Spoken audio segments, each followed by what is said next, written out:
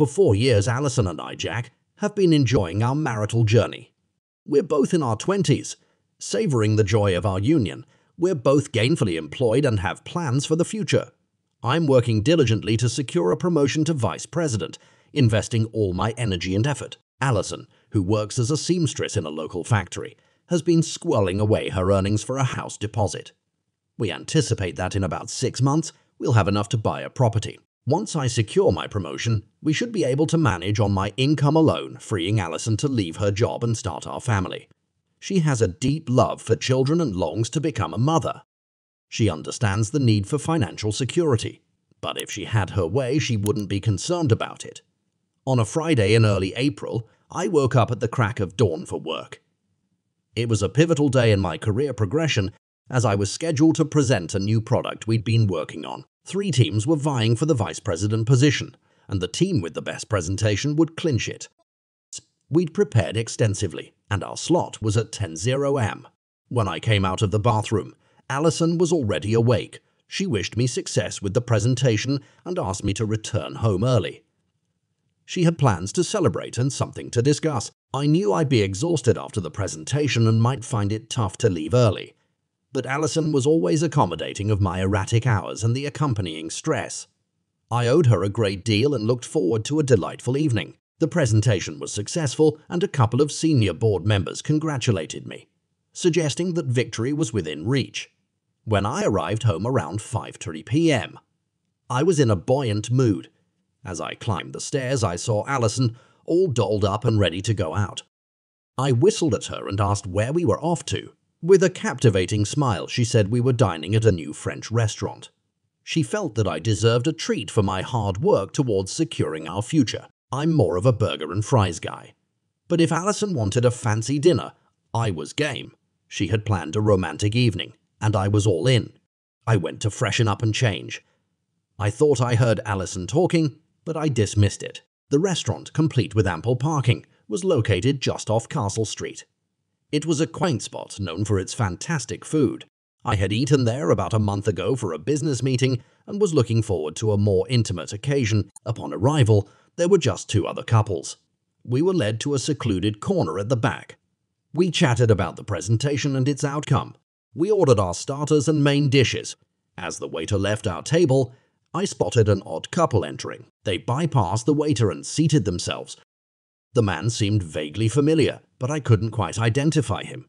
He was around 40, athletic and radiated affluence. His companion, a young woman, looked to be in her early 20s and felt mismatched. She was too old to be his child, but too young to be his significant other. She carried a large bag and took out a tablet and several other items.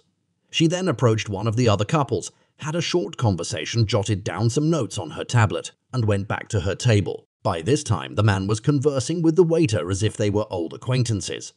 I noticed that Alison was unusually silent and appeared anxious.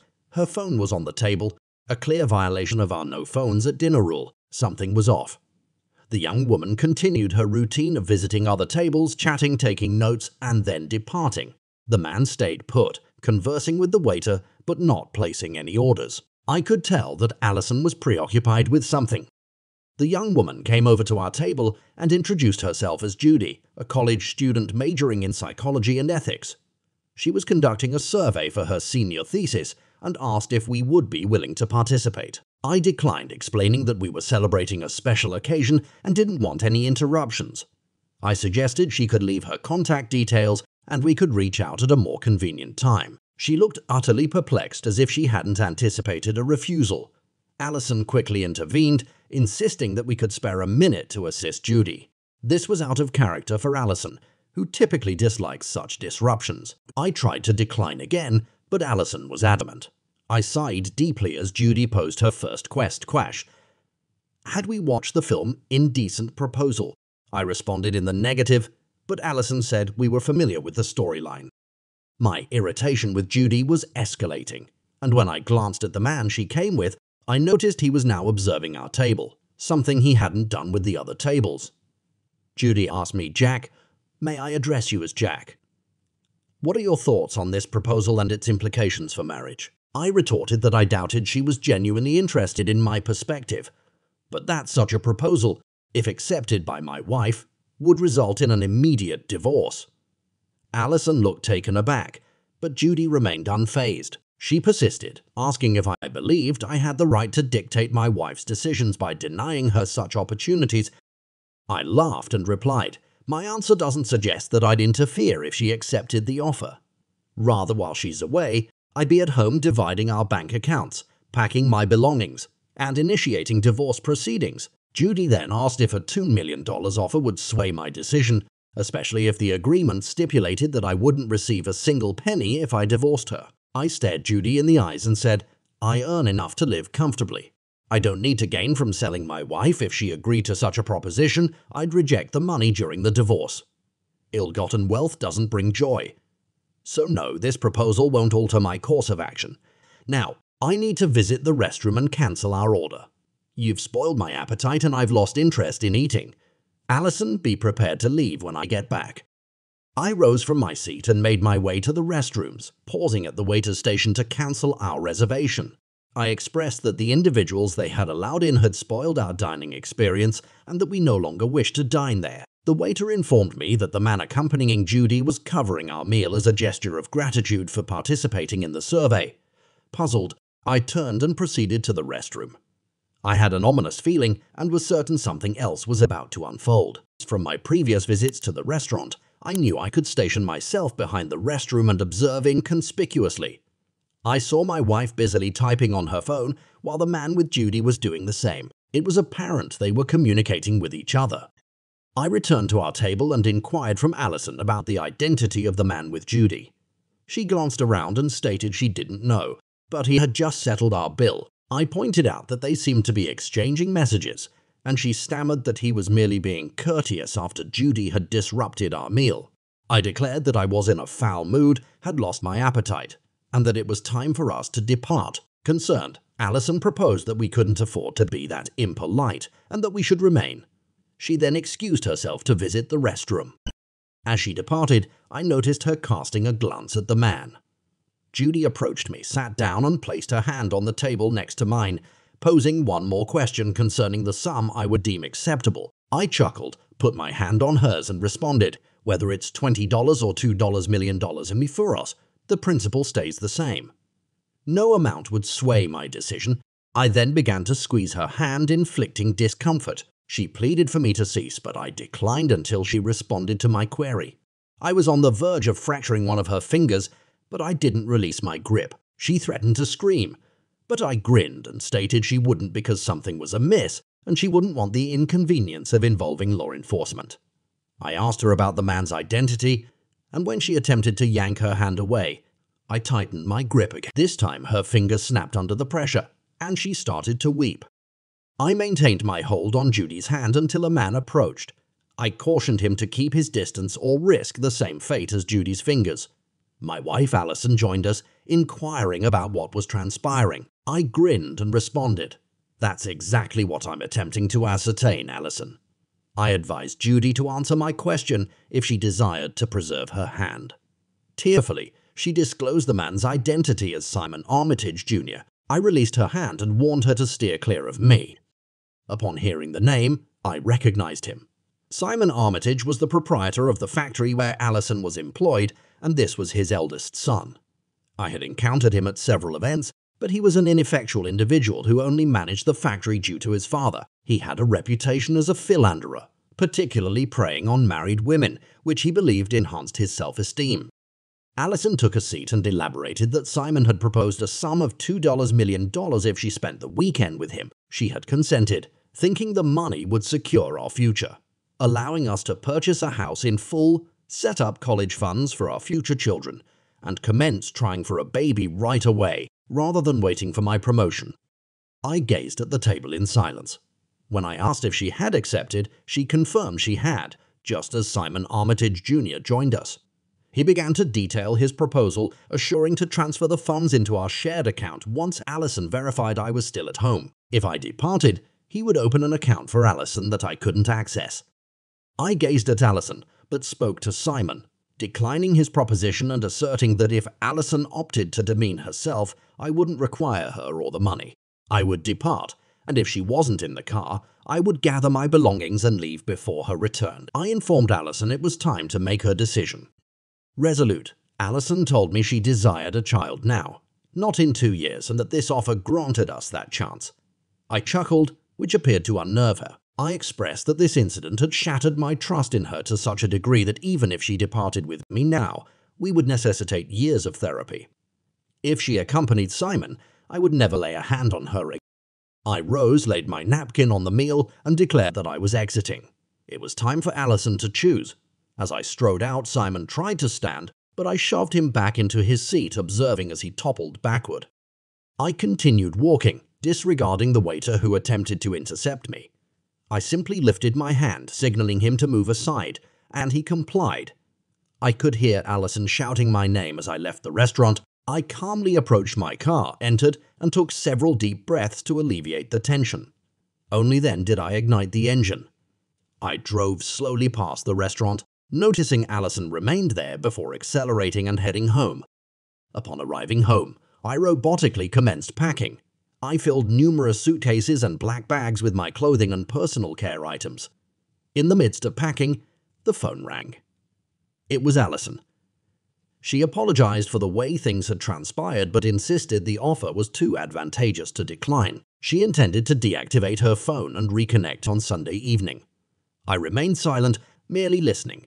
Her unease was evident, but I felt numb. She was genuinely proceeding with this, believing it was for our benefit. She proposed discussing it on Sunday upon her return, mentioning her eagerness to have a child soon and how this money would secure their future. I inquired who the father would be. She was caught off guard, but replied, "You?" Naturally, I disagreed and disconnected the call. After packing all my possessions, I accessed my online banking, withdrew half of our savings, and filed for divorce online. I scheduled for Alison to receive the divorce papers on Monday at 8 a.m. As I was exiting the house for the last time, a car arrived. Alison leapt out, imploring me to halt, asserting it was all a prank, an overdue April Fool's joke. The driver, an unfamiliar man, reiterated her claim, explaining they had waited for me at the restaurant for 2 hours before obtaining the divorce papers. I stared at Alison wordlessly. If this was a prank, it was a disastrous one that had irreparably harmed our marriage. I required some time apart to contemplate. As I entered my car and ignited the engine, I heard her pleading for me to revoke the divorce. By Saturday afternoon, I was at my brother's residence with him and his spouse, Becky. Becky had conversed with Alison earlier and returned to share her observations. She didn't believe it was a joke, but she also didn't think Alison intended to sleep with another man. Alison was desperate for children and was prepared to do anything to achieve that. Even if she didn't plan to follow through with the arrangement, she had hoped to persuade you that you possessed sufficient money to care for her and a child.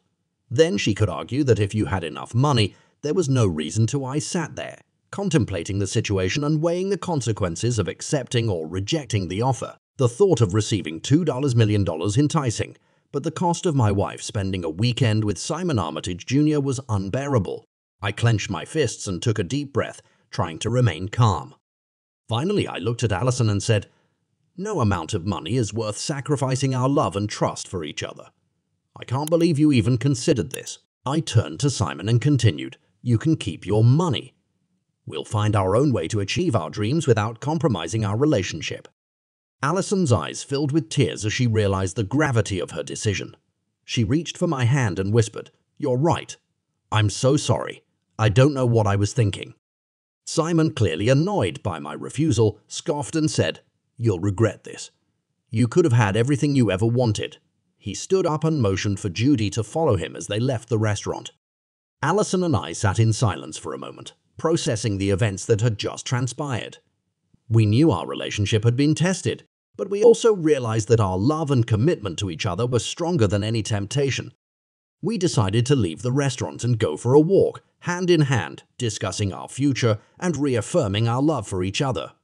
We knew that achieving our dreams might take longer and require more hard work, but we were willing to face those challenges together. As we walked away from the restaurant, we left behind not only the temptation of a quick financial fix, but also the reminder that our love and trust were more valuable than any amount of money. Our future might be uncertain, but we were certain that we would face it together as a strong and united couple. My primary concern was the 2 hours she was absent.